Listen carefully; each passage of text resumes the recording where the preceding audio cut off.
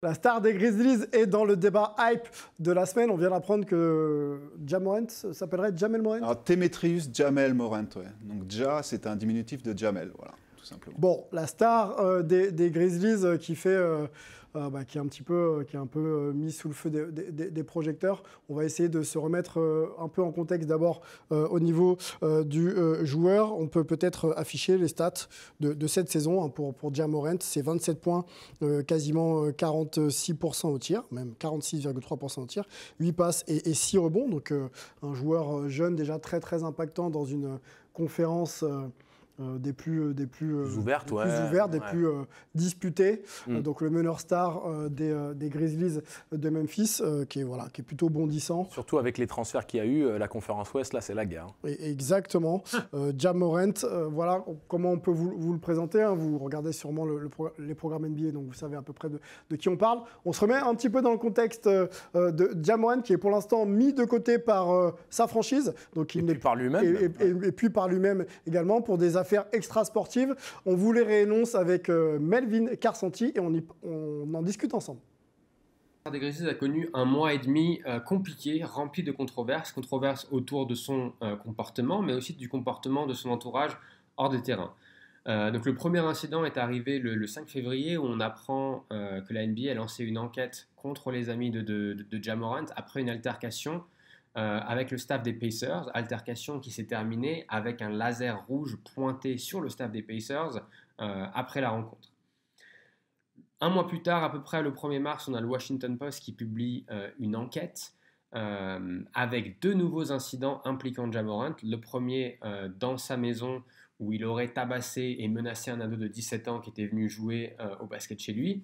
Et le deuxième incident qui est arrivé dans un centre commercial de Memphis où Morant est arrivé avec 9 personnes de son entourage pour, entre guillemets, défendre sa mère qui était dans une sorte de dispute avec une employée d'un magasin de sneakers. Et là aussi, Ja Morant a menacé un agent de sécurité qui travaillait dans le centre commercial. 3 jours plus tard, on a l'incident qui est peut-être le plus connu, c'est-à-dire qu'après la défaite des Grizzlies à Denver, Ja Morant va dans un strip club aux alentours de Denver, fait un Instagram Live où il montre un flingue tout simplement. Et la réponse arrive très très rapidement. On a la NBA qui ouvre une enquête quelques heures plus tard. On a Morant qui efface son compte Twitter et son compte Instagram dans la foulée. Et les Grizzlies qui annoncent que Morant va rater les 2 prochains matchs. Et Morant lui-même, dans un communiqué, annonce qu'il va prendre du temps pour pouvoir apprendre à mieux gérer son stress ou le gérer de manière plus acceptable. 2 jours plus tard, la police de Glendale, où s'est passé l'incident, annonce que leur enquête n'a rien donné. Et quelques heures plus tard, Taylor Jenkins, l'entraîneur des Grizzlies, annonce que Morant va rater 4 nouveaux matchs. Donc voilà, c'est un peu, j'ai envie de dire, la timeline des événements. On a aussi ESPN qui a rapporté que le clan Morant, qui d'habitude prend ce genre d'accusation un peu à la légère, là, se rend vraiment compte de la gravité de la situation. Donc l'avenir nous dira si c'est vraiment le cas, mais en tout cas, on l'espère. Les vieux démons de Ja Morant, Ja Morant rattrapé un peu par le stress, hein, il le dit lui-même, et la manière dont il gère certains événements. C'est pas toujours évident quand on est un joueur de 23 ans, projeté comme ça sur le devant de la scène pour justement essayer de gérer un petit peu ses émotions. Et puis certains joueurs peuvent aussi avoir une vie privée un petit peu compliquée. Qu'est-ce qui se passe avec Ja Morant? Il y a encore quelques semaines, quelques mois, il signait avec Nike, avec une chaussure à son nom, des signatures avec Gatorade, on peut citer. Et là, ça a l'air d'être un petit peu moins hype pour Ja Morant. On peut se poser la question de savoir ce qui se passe autour de lui, mais surtout quelle est la suite pour Ja Morant. Est-ce qu'il n'est pas en train de flinguer, entre guillemets, sa carrière et comment la NBA et toute la fanbase des Grizzlies peut gérer le cas Morant? On y va? Ouais, on y va. Je te voyais t'animer un peu, Romain. T'as envie d'enchaîner là? T'as envie de dire quelque chose? J'ai envie de dire qu'on vit dans une époque de réseaux sociaux et j'ose pas imaginer ce qui serait sorti il y a 20 ans avec les énergumènes qu'il y avait en NBA. Ah. Notamment celui dont je porte fièrement le maillot. Justement, la filiation entre les deux, certains osent la faire, à la fois sur le plan du jeu, comme sur le plan un petit peu de la réputation des deux joueurs. Est-ce qu'on est un petit peu sur le même acabit ou pas, Romain, quand on parle d'Allen Iverson et de Ja Morant? Je les connais pas et je connais pas l'entourage, je pourrais pas parler. Juste un point de vue général. Ouais. Quand les joueurs, c'est pas eux qui flinguent leur carrière, c'est leur entourage qui flingue leur carrière. Ouais, alors je vais amener un peu plus de nuance à ce que tu viens de dire, Romain. Pour le coup, il y a cette notion de l'entourage qui est, on va dire, particulièrement. Surtout dans le foot. Oui, alors alors au basket, c'est un peu différent. là-dessus, tu as entièrement raison. Et à un certain degré, même dans le basket, surtout aux États-Unis, tu as cette dynamique-là. Je le vois beaucoup moins, par exemple, dans le basket français. Je ne l'ai pas vu vraiment en Grèce non plus. Mais dans ce milieu aux États-Unis où le sport et surtout le basket ou le foot américain sont on va dire, les choix privilégiés pour se sortir. Sont des sports exposés. Sont des sports exposés, mais c'est surtout des sports dans lesquels une certaine communauté défavorisée, on va dire historiquement, ou qui ont des familles avec des problèmes financiers, c'est l'outil privilégié. Généralement, tu as le entertainment business avec le fait de chanter, d'être producteur musique. Est-ce qu'on ne peut pas pondérer justement avec l'exemple de Ja Morant en se disant qu'on réussit pas socialement, mais je veux dire, le compte en banque est rempli, mais que quelque part, socialement, on reste un petit peu attaché à certaines racines et mauvaises racines. Oui, mais Charles Barkley en parle dans ses livres. Beaucoup d'athlètes peuvent t'expliquer que le regard change, qu'il y a beaucoup de gens dans ton entourage qui pensent être, on va dire, en droit de te demander un soutien financier, de te demander de l'argent, de te demander de l'aide pour des raisons multiples, certaines légitimes, d'autres un peu hurluberlues. Il fallait que je le sorte ce mot-là. Mais c'est un mot correct. Hein. Contre triple au Scrabble. Bravo. Contre triple, hein, Romain va apprécier. Mais si tu veux, le vrai problème, c'est quoi? C'est qu'à un moment donné, tu as eu tout cet argent qui a été déversé sur Ja Morant. Tous ces endorsements, le sponsoring et tout ça qui vient de lui tomber dessus. Et il y a aussi ses attentes vis-à-vis de ce qu'il doit représenter pour la NBA. Il a pris des choix qui sont un petit peu douteux vis-à-vis de se donner une image de mauvais garçon, vis-à-vis de dire ouais, Memphis Grizzlies, on va le grit and grind, on va être les nouveaux bad boys de la NBA, on va renouer des rivalités, même celles qui n'existent pas. Ouais. Et, tu vois, c'est un peu cette culture-là. Et le problème, c'est qu'il y a des mecs qui savent le faire sur le terrain et de repartir dans leur vie normale, et il y a des mecs qui ne savent pas faire la différence. Ils sortent pas de leur personnage en fait. C'est-à-dire que Dylan Brooks, tu l'entends pas dans les médias. Oui, mais là, faut inverser un petit peu le rôle. On a l'impression que c'est le personnage de la vie, on va dire, réelle, traditionnelle, qui prend le pas sur le joueur. T'as jamais entendu parler de trucs comme ça avec Ja Morant au moment de la draft. On n'a jamais pensé que... Alors que Allen Iverson, à l'époque où il était en high school, il y avait déjà des problèmes. À l'époque où il était à l'université, il y avait des problèmes. Ja Morant, c'était pas le cas. Aujourd'hui, il y a des très bons communicants qui aident aussi un peu les joueurs à mieux se situer quand ils sont sur la scène publique. Moi, je veux qu'on reprenne un peu l'angle, notamment des faits entourant Ja Morant, quand on le voit dans un strip club avec donc une arme à feu. Ouais. Est-ce que ce fait-là peut nuire aujourd'hui et demain à la carrière de Ja Morant? Est-ce qu'il est un peu mis maintenant en porte-à-faux, quoi? Alors déjà, en fait, c'est lui-même qui s'est mis là-dedans. Il s'est filmé, comme le disait le Tchak, c'est lui qui a appuyé sur le bouton, c'est lui qui est allé sur Instagram, qui a swipé pour mettre sa vidéo avec le gun. S'il n'avait pas eu le gun, on n'en aurait jamais parlé, parce que tous les joueurs NBA, NFL vont régulièrement dans les clubs de striptease. Peut-être que c'est pareil en Europe, hein, Angelo pourra nous dire. Honnêtement, c'est pas aussi... Culturellement, non, mais de toute façon, il y en a moins. Dans ceux que tu fréquentais, non? Non, mais on avait dit qu'on n'en parlait pas en live. Petite question comme ça. Non, je tiens, disclaimer, je tiens à dire que je ne suis jamais allé dans un strip club, donc il faut arrêter de suite de recréer Il n'y a pas de souci. Mais non, mais surtout, ce qui est à comprendre par rapport à ça, c'est que, ouais, Ja Morant, il a été dans un strip club, mais qu'est-ce qu'on en a à secouer, en fait, de la vie privée des mecs? Le problème, c'est quoi? C'est le gun. Voilà. C'est juste ça. Parce que, en plus, le fait qu'on essaye de faire une histoire des 50 000 $ qu'il aurait dépensé dans le strip club, il aurait privatisé l'espace et tout ça. Mais qu'est-ce qu'on en a à secouer? Vous pensez quoi, que Neymar, lui, c'est un saint à côté? Les gars, les mecs qui ont de l'argent. Je suis pas sûr que dans les headlines, ce soit vraiment les 50 000 $ qui intéressent le monde. La NBA, les enquêtes parlent plutôt du non, gun. Mais l'histoire, c'est quoi? C'est que c'est sorti après. Il a dépensé 50 000 $ et il a privatisé une pièce du strip club. Il y avait 3 strippeuses. En fait, en gros, il y a eu le déroulé complet de sa soirée. Mais qu'est-ce qu'on en a à foutre? Qu'est-ce que ça... Non, mais quelle importance ça a ce que font les mecs dans leur vie privée? Les mecs qui ont de l'argent et qui dépensent de l'argent. C'est pas ça le problème. Ça ne devient plus privé à partir du moment où on s'est mis sur le réseau. Oui, mais la vidéo qui est sortie n'était pas de son fait. Ça, c'est une fuite.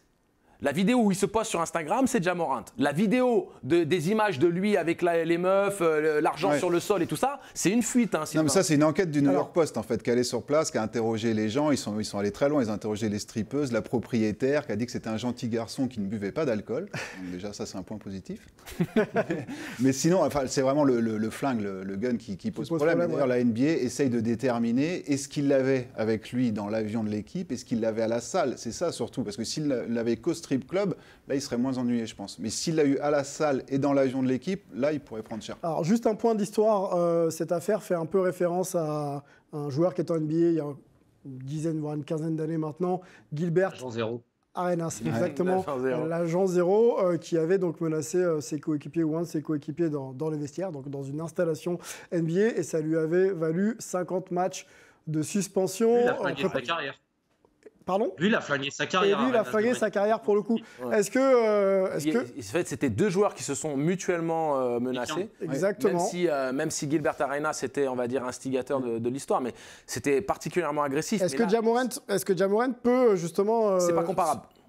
Pas comparable. Et être sanctionné de la même manière ? Non. Pour moi, s'il est sanctionné de la même manière, c'est vraiment que la NBA essaye de barricader et de réguler, réglementer, on va dire, certaines choses, mais en étant très concret et pragmatique, c'est deux mondes différents. Hein. Romain, tu suivais la NBA, j'imagine, à cette époque-là aussi. La carrière de Gilbert Arenas, après ce fait-là, a commencé un petit peu à chuter. J'ai failli mettre le maillot de Gilbert en plus. Ah, t'as failli nous provoquer aujourd'hui. Bon, qu'est-ce que tu penses des deux cas ? On est dans deux époques différentes. La NBA de David Stern était bien plus dure qu'aujourd'hui. Arenas, il y a 2 points. Il y a le genou qui a flanché et le deuxième point, c'est l'absence de remise en question. Là, je vois vis-à-vis de Morant, c'est que c'est lui-même qui prend du recul, etc. Et Paul a dit un truc intéressant, parce que c'était une question que j'avais, je ne savais pas. Je me demandais s'il avait fait cette vidéo sur l'emprise de l'alcool, qui est un énorme fléau pour plein d'athlètes, l'alcool, et qui à terme a des répercussions dramatiques. À Iverson, malheureusement, c'est ce qui a un peu flingué sa carrière en longévité, c'est l'alcool surtout. Ouais, mais c'est un mensonge, Romain. Romain, je te laisse reprendre tout de suite, mais ce qu'il faut comprendre, c'est qu'il y a... Alors, ça, c'est des faits qui sont un peu plus développés, mais il y a un problème d'alcoolisme aussi avec Ja Morant. Hein. Ça, c'est important de le mettre sur le papier parce que c'est un mec qui s'est posté plus d'une fois avec multiples bouteilles d'alcool et autres. Ouais. C'est un gars qui tease. Hein, alors, Gilbert Arenas... Est-ce qu'il fait cette vidéo sans... Parce que s'il l'a fait sans rien, moi, ça m'inquiéterait. Parce que si à l'arrière, tu me dis, le mec, il est bourré, etc., il l'a fait, bon, je dis pas que c'est bien. Mais si le mec l'a fait normalement, par contre là, c'est qu'en effet, il faut qu'il fasse gaffe parce qu'il n'y a aucune raison en fait de montrer un gun si le mec est sain d'esprit. Alors, revenons sur Gilbert Arenas qui est lié directement à cette histoire. Il s'est du coup exprimé dans les médias.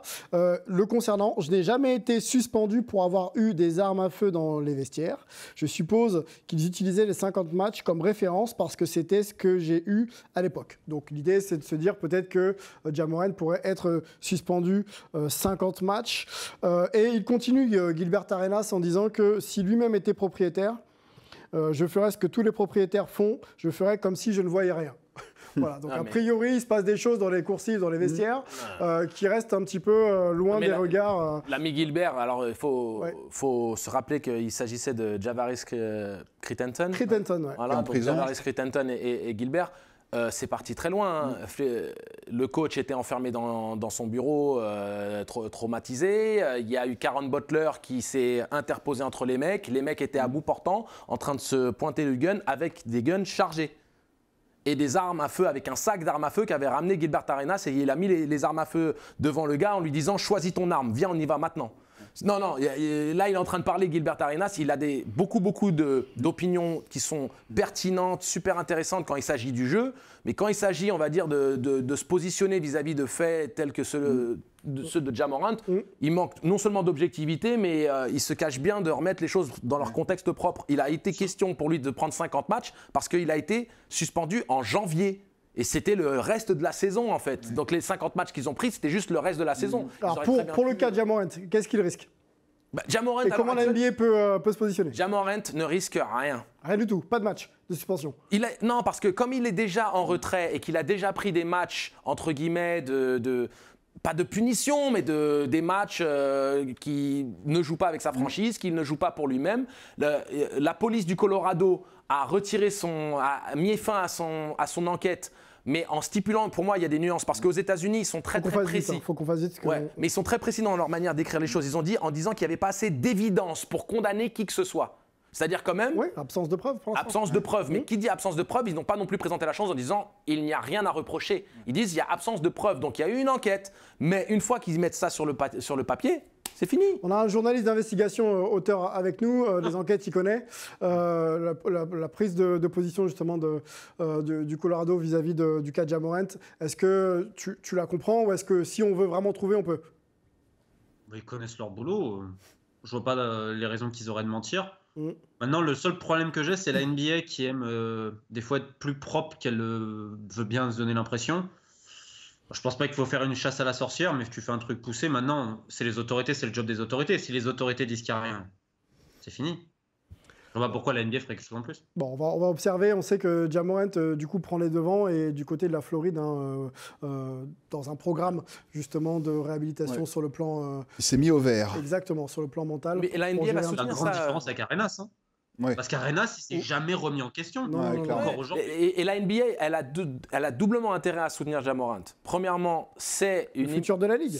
C'est même le présent de la Ligue. C'est un des joueurs qui vend le plus de maillots et c'est un des joueurs les plus emblématiques à la Allen Iverson de l'époque. C'est un peu l'héritier d'Allen Iverson dans cet aspect, tu vois, arrière super athlétique, fashionable, tout ce que tu veux. D'un autre côté, le mec a clairement émis un mea culpa, si tu veux, public, en disant voilà, j'ai besoin d'aide. Et la NBA ne peut pas se positionner en rajoutant, en tapant sur la tête d'un gars qui est déjà à terre. Le mec a dit j'ai besoin d'aide, je vais faire le nécessaire pour trouver des réponses. La NBA va soutenir. Bien sûr.